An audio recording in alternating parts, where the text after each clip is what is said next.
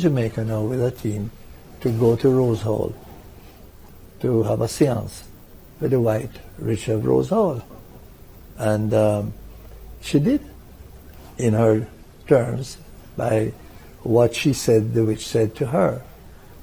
They only discovered one minor point of verification to the particular grave. Other than that, the things that the witch was talking about was about her life and the husbands and that sort of thing. He was also offered what was then a princely sum by her of £90 to do a study on spirit cults in the island. And I went there to get her interest, and she took me with her to Haiti, where we went for a few days, where she wanted to make connections with the people over there who were studying voodoo as an academic subject. And that's what she wanted me to do here.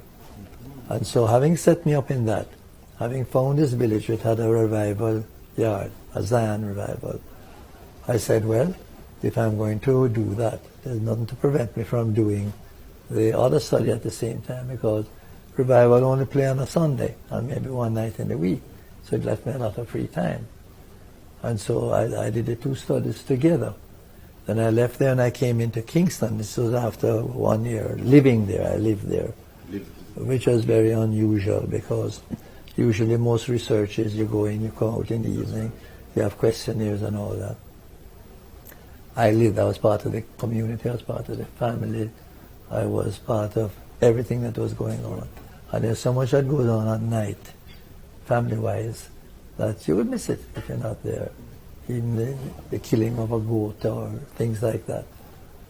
And the ring plays that we play and all that. So when I left there, I went to Salt Lane, behind Coronation Market, to do the revival one, because West Kingston was the richest area of all the various revival groups. And I spent 2.5 years back in Salt Lane. I didn't stay there totally. I stayed and I left and I go home and then I come back and so on. And so that gave me my foundation.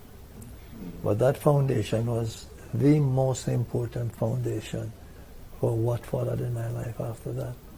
It was an entirely different university. The discipline I had learned, the degree of excellence that I demanded, etc., was important to that.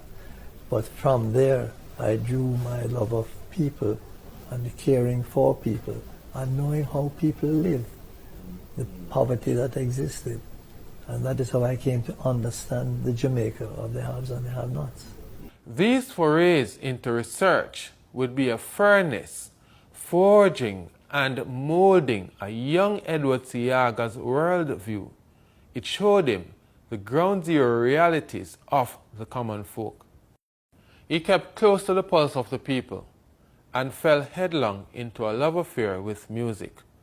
His blossoming advocacy would see him writing letters to the press about a range of social issues, becoming a voice for ordinary Jamaicans.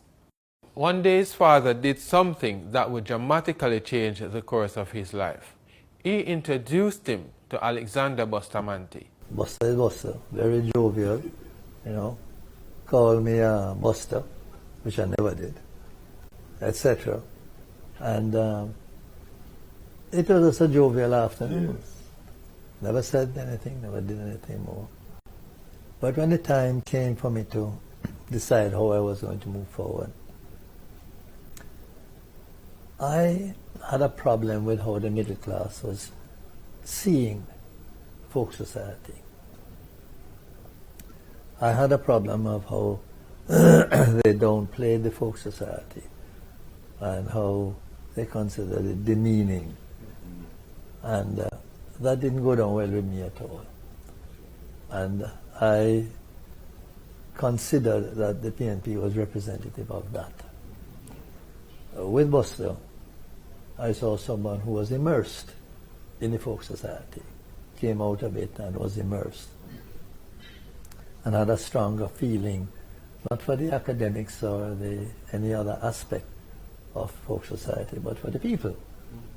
And that was why I made that decision to go with the Labour Party, because that was my own feeling.